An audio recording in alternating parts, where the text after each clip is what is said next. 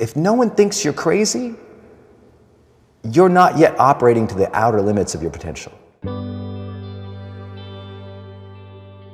Doesn't matter how old you are. You can't blame your gender.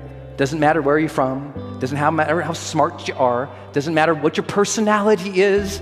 Doesn't matter how many strengths you have or what your strengths profile is at all. Doesn't matter how creative you are or empathetic. Doesn't matter how many years of experience, and doesn't matter how much you get paid. You can't blame them anymore. The data doesn't prove it out. Now, some people say, well, Brendan, those things must matter. I've seen studies. No, I'm not saying those things don't matter. Many of those things are very important, especially at certain parts of your life. But in high performance, it's not the study of initial success, okay? Initial success is nice, and it's not the study of peak performance either, because at the top of every peak is a valley. I think people are tired of the ups and downs in life, and they want that steady path to growth. I'm a creator, but it's not what made me a high performer. There are a lot of people who are creative who can't organize their way out of a box. There's a lot of people who are also empathetic, deeply caring, but they can't get stuff done. There are a lot of people who are extroverted who also push away people. So we can't say that any of those things lead to long-term success. But when we get it right, everything changes. High performers are more successful than their peers in almost every category of measurement you could take, whether how much they earn, what they do, how far they succeed in their own industry, etc. They're also less stressed. More success only stresses you out when you don't have the habits to handle it. Don't fear success. Get better habits. That's all. High performers are prolific in their field, no matter what that means. If they're a salesperson, it's more sales calls, right? If they're an artist, it's more paintings. If it's a musician, it's Beethoven, right? It's just cranking out the product that matters in your area of expertise. They work passionately, whether you pay them high or not, because they're driven by intrinsic motivations, the care, the passion, the art, the fulfillment of what they do. They're admired and they're adaptive. They change faster, they make decisions faster. They're happier than most people, they're healthier than most people, they get better grades, and they also feel appreciated about their work. There's no loneliness at the top. They feel like people appreciate them, understand how hard they work, and they feel rewarded for it. In other words, a lot of these people you might not initially like. These people are extraordinary, but not by accident and not by birthright, by habits. We proved it. There's 11 effective habits that makes a person successful in general. But when we tried to bust it down and we said, look, can we prove that they're doing it on purpose? Can we watch it and observe it and track it and measure it? Can we change it? That's what malleable means. Is it trainable? Meaning, can they get better at it and we can show it? And does it work across domains? It works for you, your team, your brother, your sister, your mother, your grandparents, everybody that you, can it work across life? Is it universal, in other words, was our question. That broke it down then to only 6 habits, which I'll share with you now. The first one, seek clarity. High performers seek clarity before they do almost anything. They don't get clarity as if one day in life they wake up and everything's perfectly clear and they know exactly what to do. No, it's not get clarity, it's seek clarity. They are consistently seeking clarity more than anybody else. Many of you guys know I've been blessed to do some online courses with Oprah Winfrey. And one thing I love about her is every meeting she starts, her first question in all the meetings after, hi, how you doings, are what's our intention for this meeting? What's the intention for this meeting? Before the meeting starts, she wants to, not what's the agenda, who's talking about, what's the intention, what are we trying to do here? That's seeking clarity. We found that high performers look to the future more than the general population by over 70% in a positive frame. Meaning they look to tomorrow and they say, who can I be? How do I want to interact with people? What skills do I need to develop? How do I want to serve? They're seeking clarity in those ways. And now, we all seek clarity. High performers do it more often. Common sense is not always common practice. And that's why so many potentially great people fail to ever reach their full potential. Common sense is not always common practice.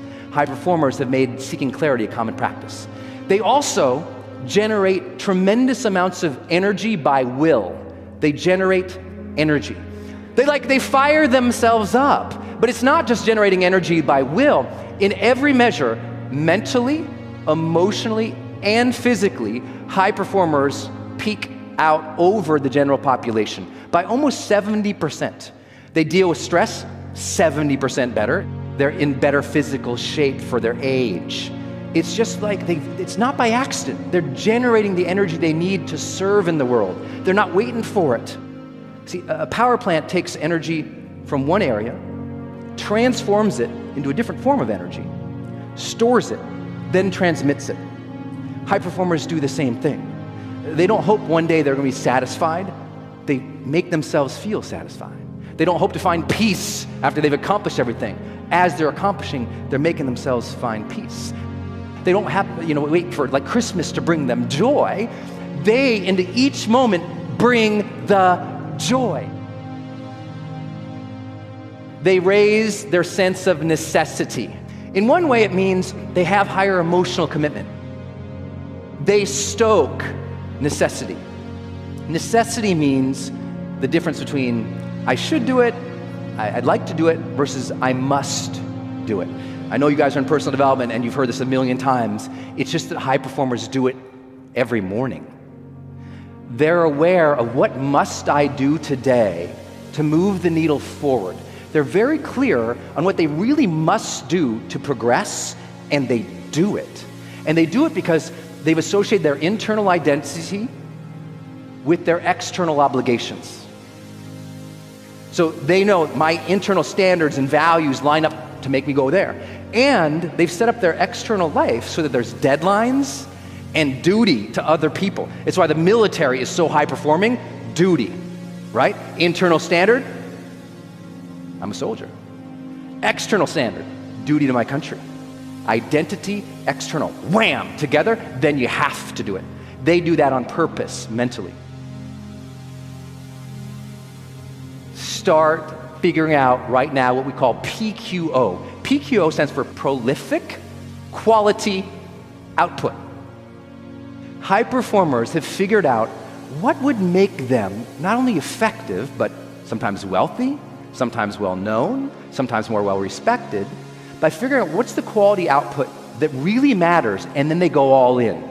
It's the story of Steve Jobs coming back to Apple after he was fired and seeing over 20 product lines and saying, this is too much, cleared the decks and said, we're going to focus on these 5 things. That's it. That's what brought us the first iPod, then the iPhone, then the iPad, then the Mac Pro. Like all that build was because he came in, he cleared house and says, what is our PQO?